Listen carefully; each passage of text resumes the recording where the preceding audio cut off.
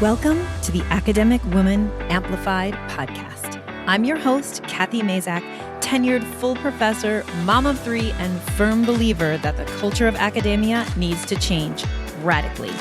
Women are revolutionizing academia within institutions that were not built for us. If you're ready to reject the culture of overwork, kick guilt and overwhelm to the curb, and amplify your voice to make a real impact on your field without breaking down or burning out, you're in the right place. And it all starts with writing. Let's go. Hello, and thank you for tuning in to today's podcast episode. We have a real treat for you because we have professional career coach, Dr. Carol Parker Walsh, here on the podcast today. And what Carol and I talk about are first her trajectory through academia and out of academia, right? In the style of our summer episodes. And then we really dig into an area that Carol and I both love to talk about, which is career development for women. We talk about that inside of our Elevate program. And Carol coaches women in all kinds of careers to figure out what their next big career move is and to make their career what they desire it to be. And that's where I think our work overlaps so much. And you are going to really enjoy hearing all about Dr. Carol Parker Walsh because she is an academic. She has a PhD. She worked both as a faculty member at the university level and also was climbing her way up through admin when she had a big revelatory moment that said, wait a minute, I actually want to get off this train, which was barreling towards provost. So I just think that you're going to really love listening to Carol's inspiring words. Now, a little caveat as we go into this episode. Carol's on the West Coast of the US, and we recorded this episode in mid-September 2020 when there were wildfires happening that were affecting her air quality and also her internet connection. So there are moments of like what I call like audio pixelization, right? Where you can hear, you all have been on Zoom enough lately that you know how that sounds, right? When somebody kind of clips out a little bit. But I don't think that there are any completely like moments that are completely misunderstandable or ununderstandable. So I think that you will get so much out of this episode. I didn't want to like not run it just because there are a few blips in the audio. So I hope that you enjoy this episode with Carol Parker Walsh as much as I did, and listen all the way through to the end because she has some great resources, which will also hook up in the show notes where you can learn more from her. All right, Carol, I'm so excited to kind of dig into your academic past. Yeah. So let's a lot. It's a lot. Let's start out with like what you studied as an undergrad, like how you came into higher ed.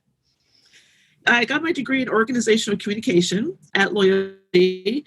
And it's interesting, I took a break in school. So I got a scholarship. I was one of those day students who did well, Dean's List, went to college, landed in college, and thought I knew what I wanted to do, and immediately realized I thought I wanted to go into medicine, go to pre-med. And, first semester, anatomy, chemistry, biology, thinking, no, I don't want to do this at all. Plus, I can't stand blood or bodily fluid. So then I was kind of stuck and I didn't know what I wanted to do. So after a couple of years of school, I just kind of lost my way. So I left school and worked and just tried to figure it out. So when I went back to school, I went back with a vengeance. So I knew I got clear that through working at different places that I wanted to go into law. Mm-hmm. So I went back, got my degree in organizational communication, and then immediately went into law school where I got my law degree with a focus on employment and labor law. Uh-huh. And, kind of launched a career that way for a long while, actually. And then, realized that wasn't the career I wanted to be in.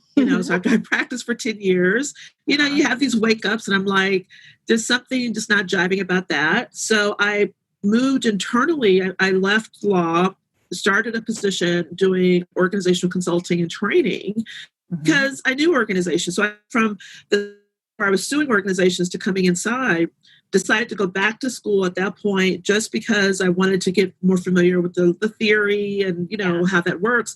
So I got a master's degree in organizational studies and behavior, which kind of launched that direction. But while I was in school, I kind of fell back in love with school. I always wanted to get my PhD. Yeah. So I decided to stay.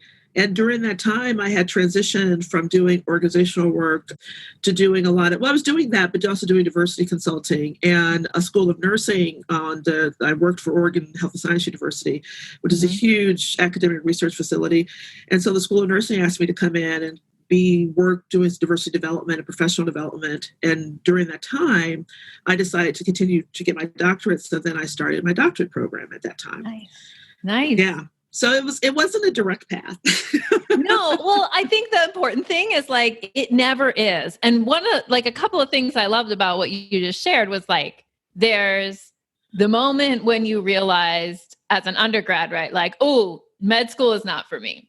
And then there's another moment where you actually got way far into a career, right? 10 years into a career with a law degree is far in. Right. And you're also not for me, not for me again. Yeah. You know what happens? You have these occasions in life. And for me, I was going through a divorce and, so you kind of rethink things. I was a mom going through a divorce. And so it was around that time that I was transitioning into doing OD work and then moved in and then got started my doctorate program, which I absolutely loved. And just the expansion, the research, and it's fun working in an academic place when you're doing your doctorate work because there's cheering you on and supporting you to do that. Yeah. And what was interesting is that right around the time I was getting ready to finish, I was in dissertation, and the dean came to me and told me, she said, we're going to do a reorg and we're going to get rid of this department you're working in and move you on to faculty. And how do you feel about that? And I was teaching a class here or there, but I wasn't a full faculty member. And so I thought, well, I'm working here and I want to stay working here. So that sounds like a good plan. Yeah. So she said, okay. She said, well, let's move you on until, as faculty, but I wasn't officially until I got my doctorate. So once I graduated and finished my dissertation, then I became, a faculty member. And at that point it was, do you want to go tenure track or do you want to just have regular kind of faculty? Which one did you want to do? Right. Which was a dilemma. I wasn't sure. I think at the moment, I chose not to do tenure because I had other colleagues there who were on the tenure track and looked miserable. Yeah. We're going to get into that later in our conversation. But yeah. Okay. So you didn't go tenure track, you were full-time faculty. And then what? What happened? How long did you do that? And then how did you get into what you're doing now? Yeah. So that started another 10 years. I did 10 years law. I had 10 years of this organizational stuff and about 10 years academia. And I was teaching in, doctoral students. And then I was enrolled in our public health program that we had and was doing a lot of teaching. Because of my background and degrees, I taught a lot of things around leadership in nursing, leadership in public health, leadership and, health disparities of that nature, because I did a lot of employment discrimination litigation. So my doctorate looked at structural inequity and gender identity. So I kept telling people, even though I was in this health field, that I was kind of like the sociology of health kind of thing that I did. And then once again, I got tapped to see if I wanted to step into the interim director. Director was leaving of the public health program. And because of my background, the dean came to me once again and asked if I would be interested in stepping in as the interim director of the public health program, because she thought I would have a successful career in academic administration, which was something I hadn't thought about. But I went ahead and became the interim director, then ultimately the director for the program, managing all of these faculty and the accreditation and all of that, which was interesting. I I had a conversation. A colleague, called me and asked if I would be interested in, there was an associate dean position that was opening up at a different university. And I applied for that and then became associate dean for student development at a graduate university.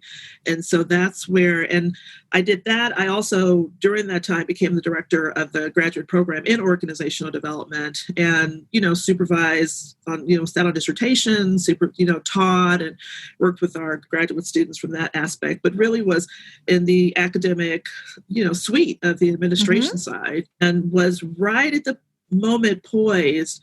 My dean and actually my provost was trying to get me in line to become dean, provost, and ultimately a president, right? Because that's the academic administrative track, on.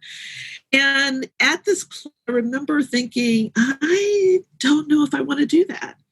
And asking questions, I was around the precipice of my 50th birthday. So it was a few years before 50. And I was in a massive car accident, very fatal. Drunk driver hit me, left me in the hospital for months, in a wheelchair for 6 months, multiple surgeries. And it was at that point I started thinking, is this really what I want to do? Yeah. Is this really the direction that I want to go?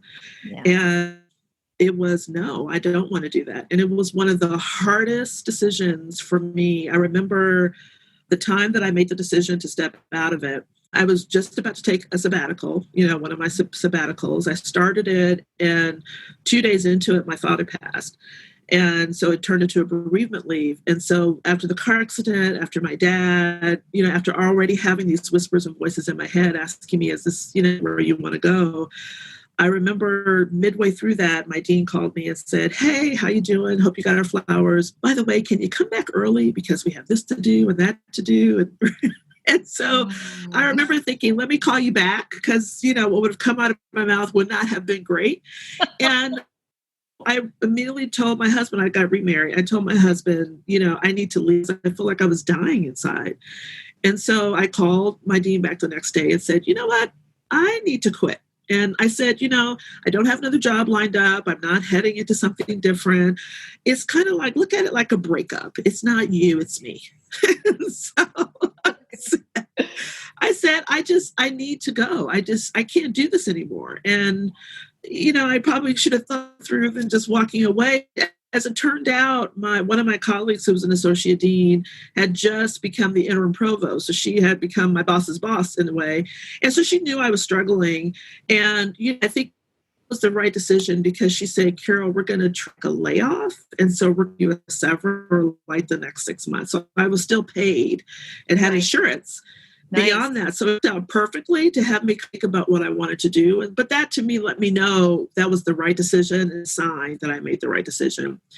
But that's my kind of academic journey. And so as I thought about what I wanted to do, and I knew then I wanted to get into probably doing something for myself. And I wanted to get away from just researching the experiences that women were having in isolation and, or organizational settings, and actually start working with them. So I always want to come out of the ivory tower and kind of come into the real world anyway. Yeah. And so it lended itself for me to really kind of launch into that adventure. And so that's what I did. And that's what I've been doing since.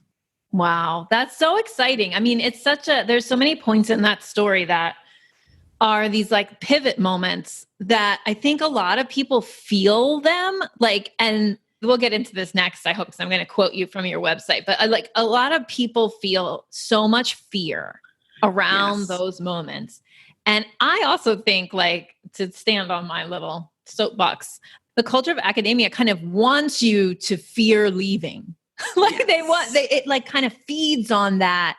But you spent so much time and you did all the right things and you're going through the ranks. So there's this false idea of sunk costs that I think also keeps people in the job despite the fact they know it's ready to be done. Oh, absolutely. Absolutely. And, it's also why they call it, the ivory tower, because it's so removed from everything else in the world. You're living life, you're living in a bubble that, how could you leave it? You won't function, your lifeline, your oxygen will leave you if you were to leave it. And I cannot tell you how many faculty were like, are you, the calls that I got Like, are you insane? Like, what are you doing? This is crazy. You're ruining your career. You're ruining your life. And I'm thinking, for some reason, instead of it scaring me after I was scared to make the decision. I mean, Sure. I think I was developing an ulcer thinking about it because, like you said, it's hard to walk away from it.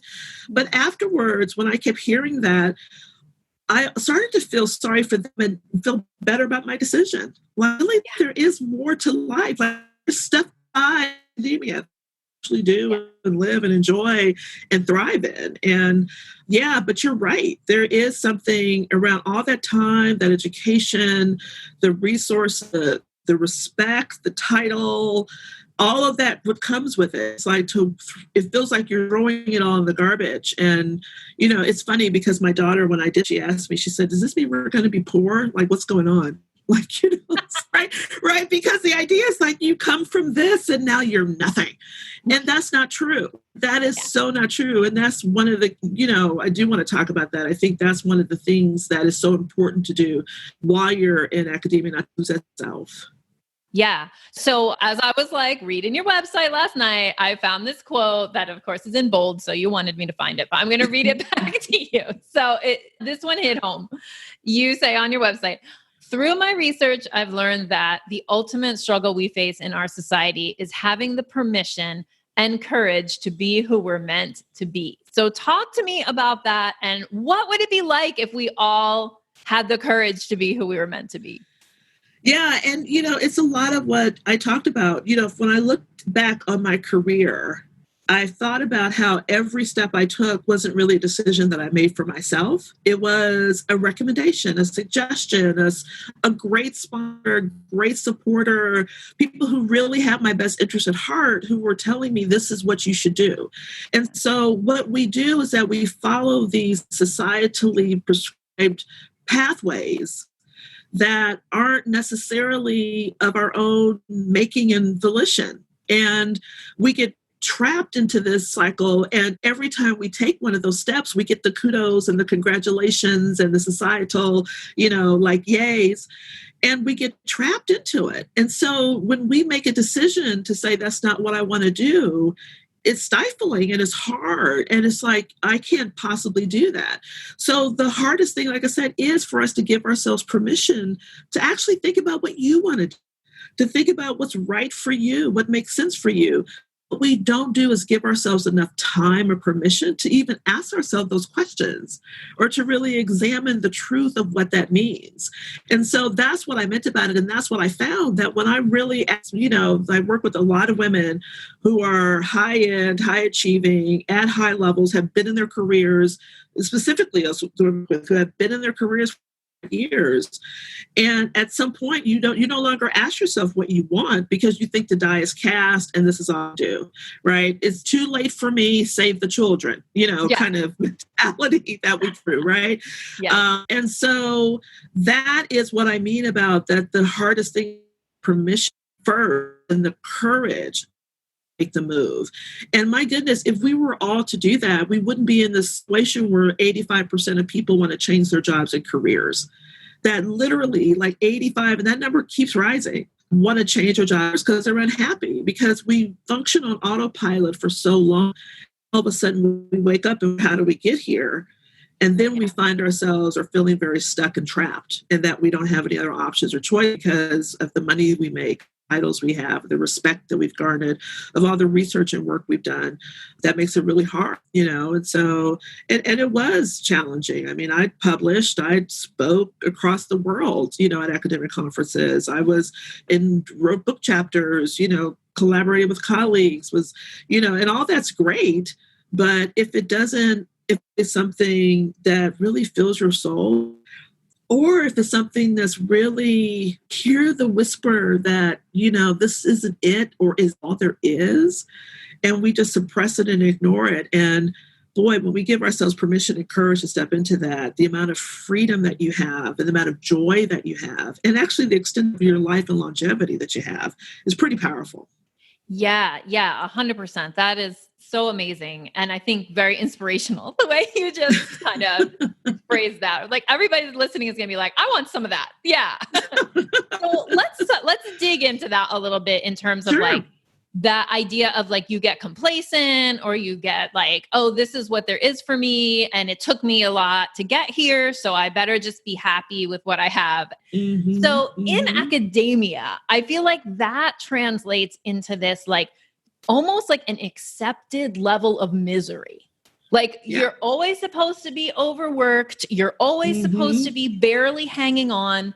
This idea that like work should feel joyful, or you should go to the office, or you go to your career and feel like inspired and with full of joy is like so counter to like the academic culture, right?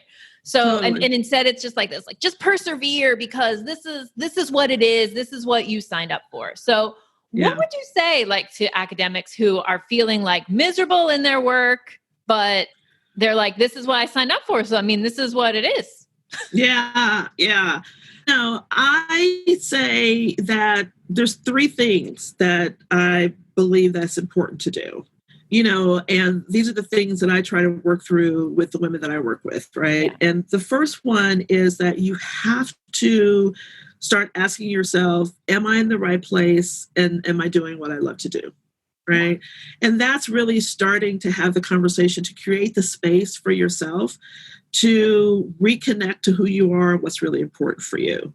Yeah. And somewhere along the way of you making the compromise, of you trying to fit, of you dissecting the pieces of yourself so that you can not cause problems here or follow the politics of there or deal with whatever's going on at the next 100th reorg that the school is to do.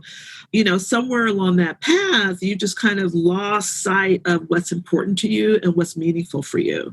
And so the first thing you have to do is just kind of reconnect with yourself and ask yourself, what's important? What do I want to do? Right? What are my values? What are my systems? Where have I kind of gone off? And what's really important to me? And look around yourself if you're working and ask yourself, what parts of this do I love and what parts of this don't I love? And some of that's probably really clear, but there's probably even some nuances of what it is that you love that doesn't necessarily mean you have to do it where you're doing it at. So if you can kind of step back and distance yourself from the institution and just think about yourself for a moment, I think that's the first thing that you want to do. And then the next thing that you want to do is that you start looking at the place you're at and you start looking at the life that you want to live and ask yourself, right? Am I aligned to what I believe, what I love, and what I have to offer and what I'm doing? And the thing that is so true is that if you have been in this world for a long time, you are a brilliant, badass woman, right? You have done some amazing things. You have accomplished more than you realize. So it's important to do what I call tapping back into your superpowers and realizing how much you have to offer.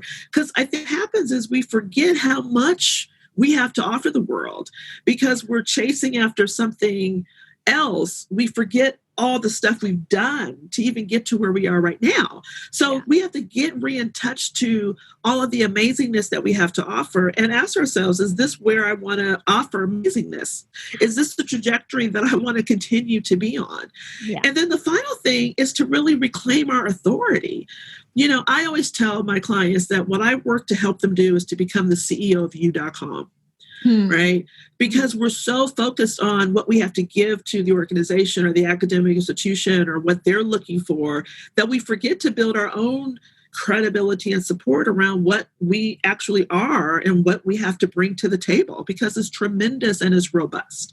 Yeah. And so if we can reconnect with that authentic place of who we are, if we can align that with what we really see ourselves doing, not just in our academic or work life, but in our living everyday life, is what I'm doing aligned to how I want to live my life? And are my superpowers being utilized at the highest possible level?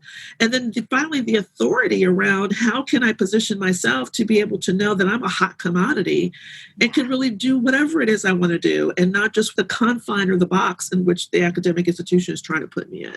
And so for me, those three things are the ways that you can start getting out of being miserable about where you are and thinking about how you can leverage where you are to be able to support you in what it is that you see yourself doing as a CEO of you.com.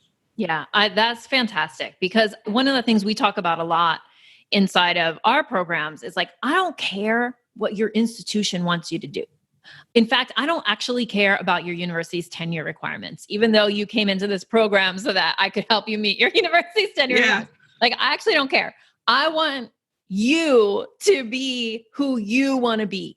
Like, and in the process of doing that, I'm going to almost guarantee you're going to get tenure. And if you don't, you're in the wrong place. Like, that's not the right institution for you. Yes. And then for post-tenure women, like, I think that idea that you were talking about with your point number 2, which is like the container that you're in is probably too small for you. So if you think of the university like as the container through which you are doing the work, you are not the container. You are you, you know, like, and that, like you're saying, is like it's a hot commodity. You've been through a lot. And I think people underestimate, women especially, right? Their ability to leverage that, like to really. Oh, absolutely.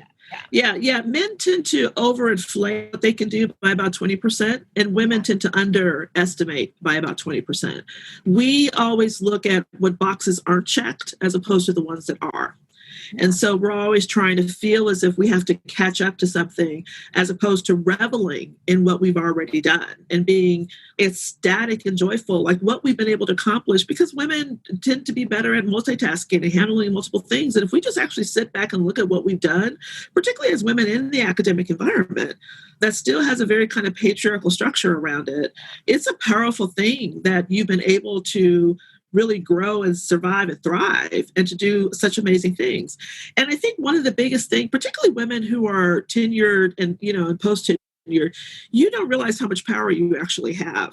And I think because we get trapped in thinking, how much we have to give or bow to the organization, we forget that, no, we run the organization, and I love like colleagues that I've worked with who, were tenured, who were able to change policy, change structure, change the culture of the organization by rallying support, by connecting with the leadership, and by really look at how what they're doing is aligned to what the organization says it wants to be anyway. Yes. Right? I always tell people, whether they're in a corporate space or academic space, particularly now, because, I used to do a lot of work also around faculty of color, and being one of a few or not having the support they are to really be able to have success. So, I used to work with some colleagues around doing some of that work because I did a lot of diversity work before in organizational settings. And if organizations, particularly right now, with the whole like Black Lives Matter movement and things of that nature, there's been more attention toward how can we be more of a pluralistic and really inclusive environment. And I always tell people, if any university or organization has placed a statement saying this is what we value, and you're not seeing that actually acted out in the organization, to pull a copy, laminate it, and every time you do something or advance for a change or policy, particularly in that realm, align it to what they said that they want. And how can you fight against that? And as a tenured or post-tenured faculty, you have the power to be able to do that kind of work. So take control of your organization and university and make them live to the creed or the model that they said that they need to. If you feel like that's the work that you're called to do in that place. Other than that, as Cathy said, you're not in the right place, find a place that's already in that. And being able and truthful with that, so that your values and your beliefs and what you want to do and how you want to live your life is aligned to what the organization is espousing to be the way they want to treat their people and support their faculty. Yeah. I mean, I tell our clients all the time, like, if you want to do a professional development program, right? If you want to get coaching, if you want to do any of the many opportunities that women have to develop themselves professionally and personally, go to the university statements about how they're retaining women, how they're supposed to be promoting faculty of color, how they're doing whatever, and pull their own words and quote it back to them. Be like, this, as it states in our strategic plan, quote, exactly, retaining faculty of color. And then you're like, well, here's how you do it. Here's a place where you could line up, you could say, like, if somebody asks you, what did you do to retain faculty of color this year? You can say, oh, I supported this person to go and do such and such program. And it's like, I think that's, people are so, and not surprisingly, right? But like, people are so conditioned to this scarcity and fear thing and keep hearing that over and over again, especially now with COVID, right? Like, oh, there's no money and blah, blah, blah. And yes, there are places where there's no money, but there's always money for something. Like that's exactly right. That's exactly right. And there's always ways to go try to find money, or there's a way to work within the structure of the system that we have. I mean, right now, because of COVID, I know so many universities are restructuring and reorganizing and rethinking how they're doing things. And so this is a great opportunity to be innovative and creative. That's really what academia is supposed to be about, to make a suggestion of what you could do that would still support the overall mission of the organization. Yeah, I agree with that wholeheartedly. It removes emotion and it makes it personal when you can link it to an organizational policy or structure. And if this is what they say they want to do, even though we're within COVID, how can we make that happen in the confines of, and, contingent to what we actually have available? Yeah. Okay. Listeners, you heard it from an organizational expert that this is a way. So a couple of more questions. This has been so wonderful so far. I'm so excited. Okay. So specifically talking to post-tenure women, I think, and again, like this question was inspired by kind of reading through your own website. It's like that so many post-tenure women get we strive, we're striving, we get the tenure, and then we're like, wait a minute, I'm still not getting paid what I'm worth. I'm still not doing the actual work I want to do. There's like no spaciousness in my days or my weeks. I'm still like spending a lot of time doing departmental minutia, protecting junior faculty, trying to like make the world better, but I still never get to my stuff. And people just kind of get to this point where they're like, why did I do this? You know what I mean? And a lot of people, I think that's the moment where a lot of women go like, maybe I should jump ship here, but I don't know what else is out there for me. So I think that's like kind of like the normal reaction to post-tenure is like the wait a minute. I'm still not getting paid enough. I'm still doing too many things. How am I this far along in my career and I'm still like not feeling like I'm getting treated the way or getting paid what I'm worth or whatever. So what do you say? Like, I know that this is like, that's the moment that you're kind of an expert in, right? In terms of helping women figure out like whether they should jump or whether they should stay or whether they should apply for a new job. So like, give me a little insight around like those women who feel like, oh, like, why did I do this? Like, why am I here? The first that I always like to say is that we have to shift our thinking around where we are, because oftentimes I always say when I'm the career ladder, they get to the top and they're like, this sucks. This view is not what I thought it was going to be. Like I did all that work, right? And now I'm here. Right. But you can't beat yourself up for that, right? And you can't think of it as that I've wasted all this time and I've done all this and I'm still not happy. What you have to do is just kind of reframe and start leveraging what you've done to think about where it is that you want to go next and what it is that you want to do. You have reached the career ladder that they subscribe for you. You've climbed somebody else's ladder. That's what really happened. You followed someone else's plan. Somebody led this path and you followed that yellow brick road. You got to the end and the great, incredible Oz pulled back the curtain and it's just a guy. Yeah. Right? And so you can't discount everything that you've learned along that yellow brick road, right? You have grown, you have developed some skill sets, you have some knowledge. What you have to do is not beat yourself up for like, I did all this and now what? As opposed to saying, wow, I've accomplished so much. Now what do I want to do with it? Yeah. And I think if we can change our thought around, oh, I've done all this and this is horrible, we shift our perspective around, I've done all this, man, I have a lot to offer. Now, where do I want to go and pick up all my toys and what sandbox do I want to go play in next? Yeah. Right. When we could first start to change our thought around that, we start becoming more hopeful about what's possible and not so depressed about what we think is not available anymore. Yeah. And I think that's the first thing that you have to be able to do is to kind of reframe where you are as not, a waste of time or energy, because everything that you've done has prepared you for what it is that you're ready to do next.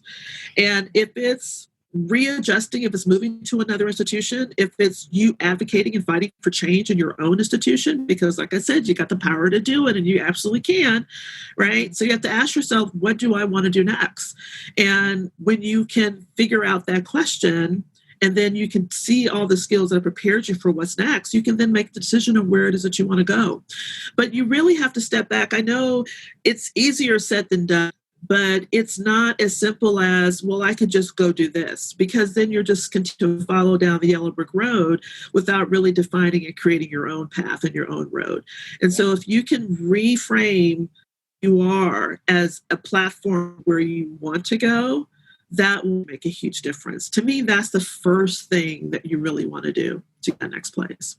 Yeah. And that goes back, right, to the initial 3 questions that you laid out, like 3 things that people need to figure out. Like, you need to get that courage. You need to ask take the moment and ask yourself, what do you want?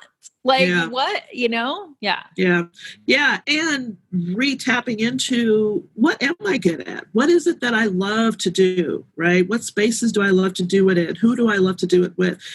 That'll really help you to figure out if you even want to stay in academia. Maybe you stay, but you're just doing something different. Maybe you do move into administration. Maybe that's where you really, where you really want.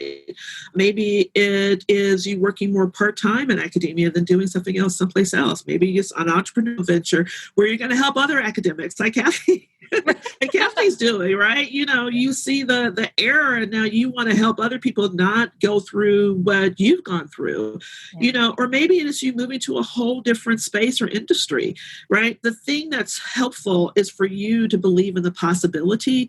And like we started off saying, give yourself permission to explore what's possible. And then when you can explore the possibilities and see that, then you are developing the courage to step into that place. The reason that is fearful is because on the other side, we don't know what that is. I often tell people, when I was in my car accident, the time I was on a 2-lane highway. So I use this as a metaphor. I was on a 2-lane highway, a driver's coming in my lane, and I remember, and this is true, I remember as clearly as if somebody was sitting next to me, I heard a voice that said, turn now. And I believe it was God, like, turn now. And I didn't know which way to turn, because on this side of the road, there was a drop off into a ravine. And on this side of the road, there was on traffic in the side of a big hill. So it was going up a hill. So what I know to be true, like in that situation, is that either option, I had no idea what either option would bring for me. Neither option looked appealing. And life doesn't always present you with option B, bad, right? It's usually like these options don't, I'm not really sure which way to go. But what I do know, I did turn, I did get hit, but I'm still here. Yeah. And so for me, I know we hear these do something, make a turn, but the options feel so bad, either one. And we don't know which way to go. And if we go here, then we have all these reasons and rationale why this worked. But if we go here, we have all these reasons why this will be bad. But you got to make a decision. Because what I do know, that if I didn't turn and I got head on, I would not be here today. And in a lot of ways, in the direction, we'll have an emotional, spiritual demise. So we have to just not give up and give in. We have to actively make a choice and start to just make the jump into something else. Will it be a struggle? Will it be a challenge? Will you have bumps along the way? Absolutely, really did.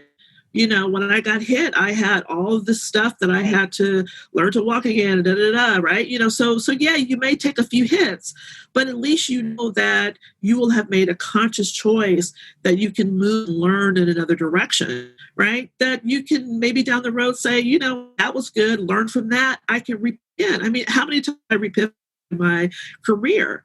Right. And the other two is that we start looking back on the mastery or experiences, I like to call it, realize you've done this before, but you don't realize you before. And then when you tap into the strength and the success that you've had when you've done it before, you'll realize you can do it again. Yeah. Oh, that's so inspirational. Okay. That is a great place to kind of end our conversation. For people who want to find out more about you, and your work. Tell us where we can find you on the interwebs, and where do you want to point us? Yes, yes. Well, you can always, I like to play on LinkedIn and Facebook. So I'm there, Dr. Carol Parker Walsh. But I would love to offer, if you guys want to explore what I'm talking about a little bit deeper and, how just to think about this process and just get more tools and information, I have a great masterclass that I love metaphors, right? So it's unplugged from the career matrix. So I use the analogy of the matrix because I believe in a lot of ways, the way society has established and set us up is that we're plugged into the matrix. Yeah. And we have to unplug and kind of find our inner Neo to really be able to step into what it is that we really want to do. And so this math class is really designed to give you some of the ideas and tools that may be helpful if you're at that place and you're wondering, what's next? Or is this all there is? Or, there's got to be more than what's going on. And so it kind of walks through a little bit deeper some of the things I've already shared on the podcast today with Kat. And I'll make sure I have a link available so you can find that. But that's the best place to go to really help you and help. So I'd love to offer that to the listeners. Awesome. Yeah, we'll link it up in the show notes so you can jump right over there and have a look. So thank you again, Carol, so much for coming and being a guest on our podcast. Oh, thank you for having me. This was fun. This was so much fun. Okay, isn't Carol amazing? I just was so inspired by her words. I totally loved that interview. All right. I just wanted to pop in, and before leaving our episode today, I wanted to remind you that if you are post-tenure on the tenure track, our Elevate program, which is called Elevate, Up-Level Your Post-Tenure Career, is open for enrollment. Now, you might be thinking, Cathy, why are you talking about Elevate? It doesn't open, or we're not starting till February, so why would I want to enroll now? Well, let me tell you, if you enroll now, as you're listening in real time, so this episode should drop in October, we have some juicy bonuses for you and some great benefits to getting started with Elevate now, even though the meaty content of the program will be happening February through July. Also, a quick note. We are only going to run our Elevate program once in 2021, and that is February 2021 until July 2021. Okay, so this year we ran 2 sessions, and we learned that we love everybody in both sessions, but we really need to just run 1 session. So if this is going to be your year for Elevate, you need to make it happen in February. Now, there's some great bonuses and things that we're doing to encourage you to sign up now because we have a limited number of spaces and we want you to reserve yours. So if you enroll today for Elevate, you get some great bonuses, including 2 additional one-on-ones that you can use before the end of the year to help you finish up this semester's projects and figure out a writing plan and get coaching, get help immediately. So as soon as you enroll, we get you on our coach's calendar and get you a one-on-one to help support you from the very, very start. You keep those additional 6 one-on-ones during the February through July program, and you get 2 bonus one-on-ones before the end of 2020. And you also get to come into our community and get all the benefits that Elevate members enjoy, but starting now. So even though the program doesn't start till February, there are community benefits that you can start taking advantage of as soon as you join. And those include our laser coaching that we do during our drop-in office hours with coaches.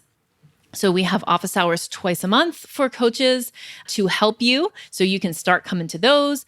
We have focused peer review that we do once a month. You can start coming to those sessions and get eyes on your work. And you can come to our January 2021 virtual retreat. It's a 2.5-day retreat. It's going to be amazing. We make it really fun. And it's 2.5 days to really focus on your writing and your career. Now, Elevate includes a retreat in June, but you get to come to our January one if you join now. So that's me just popping in and reminding you that if you're interested in Elevate, the way to join is to fill out an application, and we will link that application up in the show notes. So if there was something that Carol said or I said during this interview that inspired you to think about what that next level in your career is, we encourage you to explore a program, whether it's one of Carol's coaching programs or our Elevate program, to really take that action. Because just like Carol said, the world will be a better place if everybody was courageously doing what they really wanted to do with their lives and in their careers. So that's what I want for you. It's what Carol wants for you too. I know that, having spoken to her today. So if you would like to learn more about Elevate, we encourage you to apply. Also, go listen to Carol's masterclass and see if that resonates with you, but do something for yourself, for your career, to make it different, to make it better. You have permission to have a joyful and fulfilling career. That's what you deserve, and that's what the world deserves from you. So go do it and have a wonderful day. Thank you so much for spending your valuable time loving on yourself and your writing by listening to this episode. If you'd like to continue the conversation, join the over 7,000 academic women in the I Should Be Writing Facebook group. Just go to facebook.com/groups/I Should Be Writing or search for I Should Be Writing inside your Facebook app. See you inside.